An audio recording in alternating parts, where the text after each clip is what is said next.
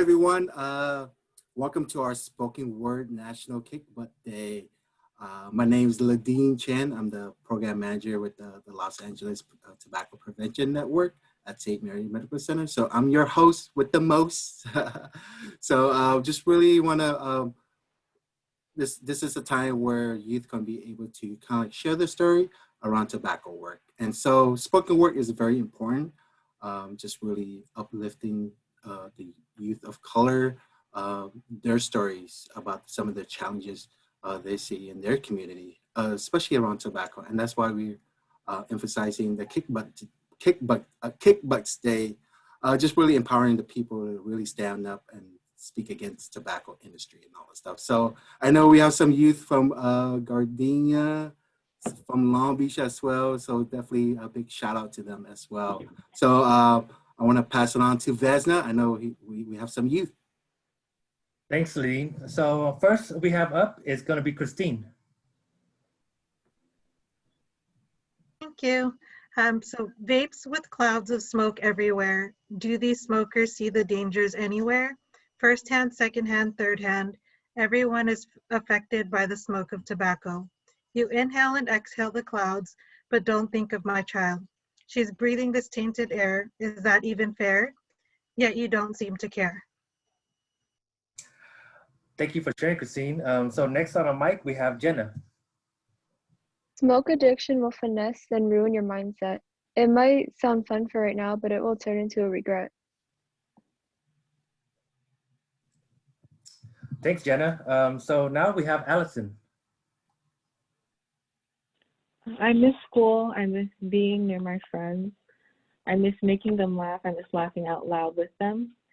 But you'll never catch me missing that campus and that environment. The smoke they blow in the bathroom that they swear isn't addictive, or the words they call me and my friends that they swear aren't slurs. Thanks, Allison. So now we have Kalima. Smoking is bad, it is not rad. Smoking I do not, and for that I'm glad. Smoking can lead to all sorts of disease, like turning your lung into cottage cheese, and can be quite harmful to those with HIV. I'll ask of you, do not smoke, please. It will not get rid of the peer pressure, nor will it put you at ease. In fact, might I add, it'll put you at risk, raising the chances of you getting COVID-19. Smoking is wrong, the peer pressure isn't gone. If you do this to feel relieved, it won't last you long. It won't help you, I'll guarantee. Coughing will hurt and come out like a wheeze. Imagine how bad sneezing will be when your lungs are gasping for the air that it needs. Thanks, Kalima. And now we have Ivan. Okay. Little too much power, coughing for several hours, stomach churns, heart burns, lips now made of wax, unknown of the price of the tax, addiction crawling while nicotine brawling, my brain in pain, turning me insane, hoping for a better day as if I only knew how much I'd have to pay, cigarettes more like full regrets.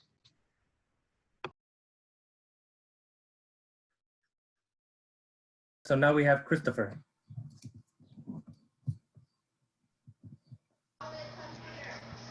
Each breath is each breath of life. Each breath of life is the beginning of a new life. Refresh your minds with poetry and rhymes. The clock is always on. Say no to tobacco, you have time.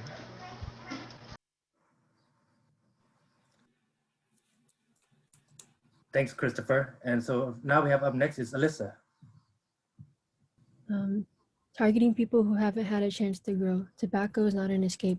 Did you see the poster? It says it'll take my mind off. The option is hovering over my shoulder, but I know it's a ripoff. They don't want to help, they want your money. Thanks, Alyssa. So now we are going to have Kelly to read Lois's poem.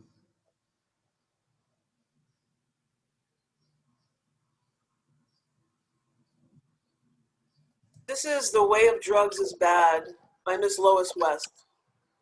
The way of drugs is bad for people young and old. I know that life is sad, but drugs aren't the way as they're told. They say try it, you'll feel great.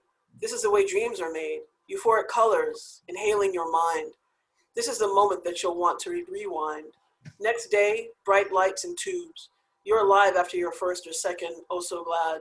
life draining and trying to sustain. This is the reason why The Way of Drugs is bad. The Way of Drugs is bad by Miss Lois West. This poem I'm about to read is one that I wrote for a young man that I met in West Oakland, which is a food desert situated by the American government after its war against the Black Panthers who fought for liberation. I wrote it in 2014, and I'm presenting it to you today for all the children who are suffering silently. Justin is 5. He lives at the intersection of roads that intertwined long ago to ensure that he would not survive to live, grow, and thrive. The filthy air he pulls into his lungs with the over 10,000 trucks that fly by his window every day and every night, with the freeway that is practically at his bedside, and the acrylamide in the French fries his mother buys because they are cheap and quick and flavor enhanced, so already he is addicted on the inside. His large tender eyes know nothing of fights for civil rights, or where the struggle to be free lived and where it died, or what is rendering the precious gift of his melanin useless. As he struggles to walk, he is so swollen from ingesting the hormones and chicken tenders and gluten-laden pizza pies. This is no way to start a life. Justin is made of the great stuff of magic and stardust, and like you and I, he has traveled light years to be here, with a purpose for his body, with a purpose for his mind. But his opportunities for greatness are diminished because of what is finding its way into him from the outside.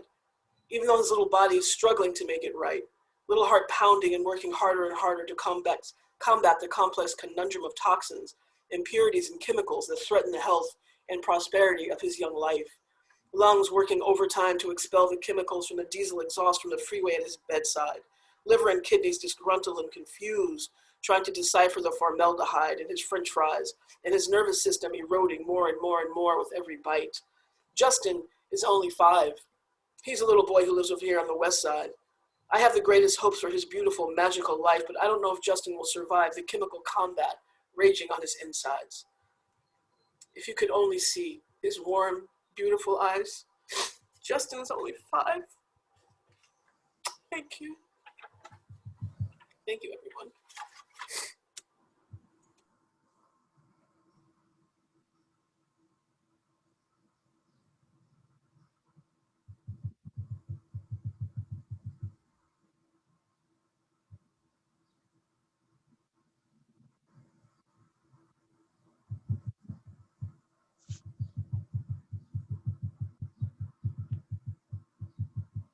This morning, we have gone through such an amazing experience, guided by 2 gifted souls, Kelly and Kim, our generation and the future generation represented by our youth in this event, in this gathering, have found the freedom to express in our most creative ways through the spoken word, the freedom to say no, the freedom to say no and to fight the greed of the tobacco industry for profit. This is a starting point to move forward,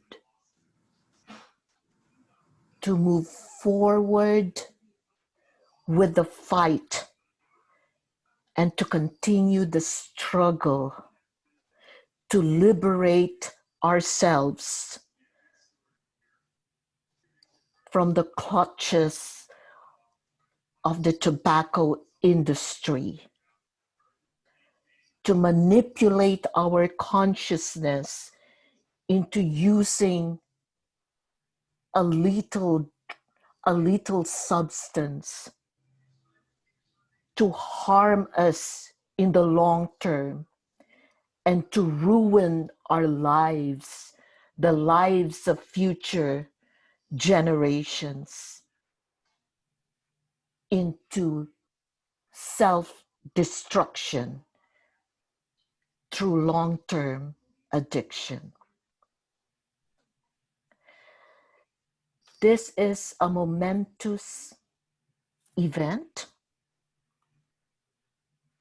when we are able to speak what's in our hearts and in our minds, and to seek freedom from the shackles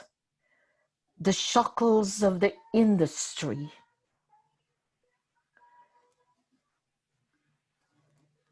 So much so that it will leave a lasting imprint in our minds and in our souls. We thank the higher energy. We thank our gifted souls, Kelly and Kim, for providing us and for giving us and for sharing with us this experience. Thank you.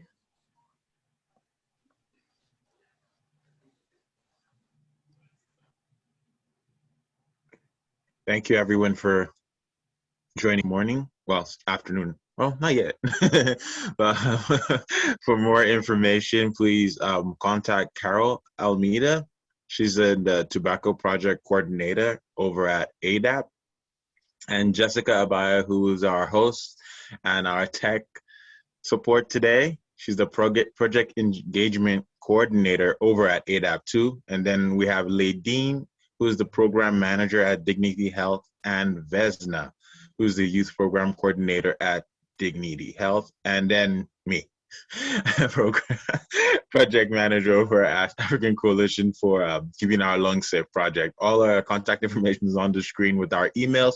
Please feel free to reach out to us if you have any questions. Thank you again for joining us, and we appreciate you taking our time to be here. Have a wonderful weekend, everybody. Thank you.